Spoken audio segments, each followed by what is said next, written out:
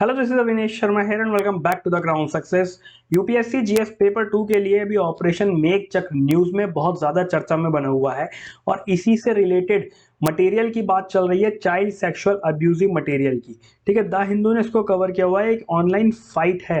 ठीक है, हाल ही में देखिए कंटेक्स्ट क्या निकल के आया है अभी कि ऑपरेशन मेक चक्र के तहत सीबीआई ने बाल यौन शोषण सामग्री के ऑनलाइन प्रसार और साझाकरण यानी कि लेन देन इसके खिलाफ राज्यों और केंद्र शासित प्रदेशों में तलाशी ली है।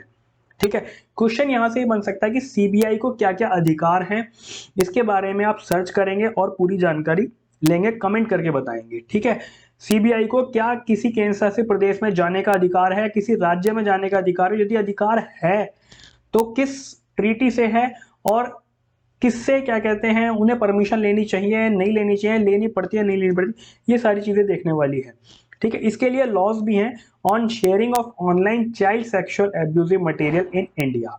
ठीक है, देखिए 2015 में एक मामले में माननीय सुप्रीम कोर्ट द्वारा बोला गया था कि भारत में निजी तौर पर यानी प्राइवेट तौर पर व्यस्क पोर्नोग्राफी देखना अपराध नहीं है, लेकिन इन्हीं के द्वारा बोला गया कि चाइल्ड पोर्नोग्राफी की तलाश करना, उसको ब्राउज करना, डाउनलोड करना और उसका लेन देन करना आईटी अधिनियम के तहत एक दंडनीय अपराध बताया गया है। ठीक है, और आईटी अधिनियम 2002 के अकॉर्डिंग बच्चों को कोई भी अश्लील सामग्री दिखाना भी दंडनीय अपराध बोला गया है इनके द्वारा। ठीक है, ये चीज इसमें बताई गई है। इसी के लिए भारत ने बहुत सारे प्रयास किए हैं इसको रोकने के लिए और इस तरह की समस्याओं को टैकल करने के लिए, जिसमें मुंबई में क्या था कि एक गैर सरकारी संगठन था जिसने आईडब्ल्यूएफ के साथ भागीदारी की। ठीक है, उसके साथ मिलकर काम किया और बाल शोषण की छवियों और वीडियो की रिपोर्ट करने के लिए सितंबर 2016 में भारत का पहला ऑनलाइन रिपोर्टिंग पोर्टल लॉन्च किया, जिसका नाम इन्होंने आरम इंडिया रखा। क्यों किया गया ऐसा? क्योंकि देखिए आगे भी हम डिस्कस करेंगे, क्या है कि बहुत सारे लोग शिकायत करने से डरते हैं या चौकी थाने में जाने से डरते हैं कि वहां पर पता नहीं किस तरह के सवाल जवाब किए जाएंगे। इसी के लिए इन्होंने एक ऑनलाइन पोर्टल लॉन्च किया है ताकि किसी को बिना बताए आप प्राइवेटली इसमें जो है अपनी शिकायत दर्ज कर सकते हैं। और बाल पोर्नोग्राफी और बलात्कार, सामूहिक बलात्कार से संबंधित ऑनलाइन शिकायतें दर्ज करने के लिए माननीय सर्वोच्च न्यायालय के निर्देशों के अनुपालन में सितंबर 2018 में एमएचए द्वारा यानी कि गृह मंत्रालय द्वारा राष्ट्रीय साइबर अपराध रिपोर्टिंग पोर्टल को भी लॉन्च किया गया।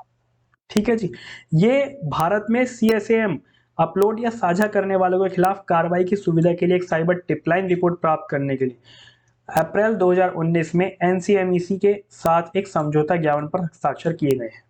ठीक है, इसी के लिए चैलेंजेस भी हैं, इसी के चलते इंडिया में बहुत सारे चैलेंजेस भी है, जैसे हमने डिस्कस भी किया था कि public reporting of circulation online CSM is very low.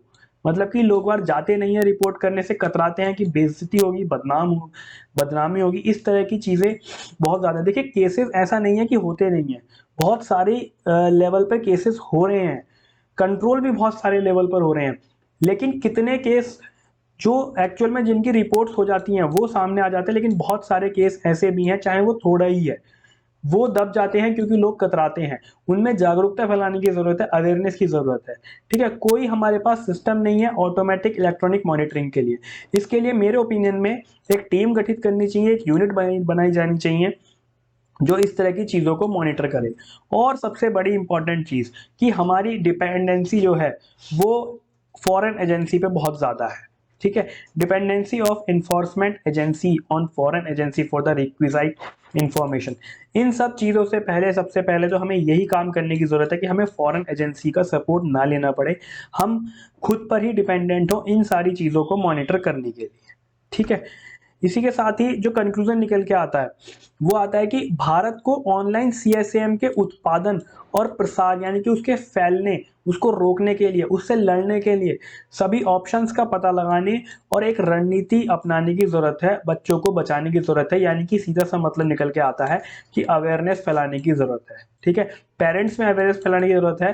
ठीक है, बच्चों में अवेयरनेस फैलाने की जरूरत है, सोसाइटी में अवेयरनेस फैलाने की जरूरत है कि इस तरह की अगर कोई गतिविधि होती है, एक्टिविटी होती है तो आप इसमें रिपोर्ट करें, घबराएं नहीं। ठीक है, ऑनलाइन बहुत सारे पोर्टल हैं जहां पर आप प्राइवेटली रिपोर्ट भी कर सकते हैं।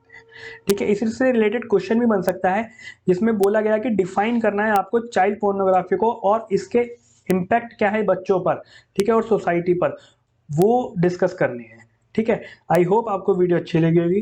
तो चलिए आज के लिए बस इतना ही। वीडियो अच्छी लगी हो तो फीडबैक जरूर दीजिए और साथ ही चैनल को भी सब्सक्राइब कीजिए, जिससे कि मुझे भी मोटिवेशन मिलेगा और आपकी प्रिपरेशन को बेटर करने के लिए मैं और भी इस तरह की वीडियोस लाता रहूँगा। सो बने रहिए, मिलते हैं अपने अगले लेक्चर में।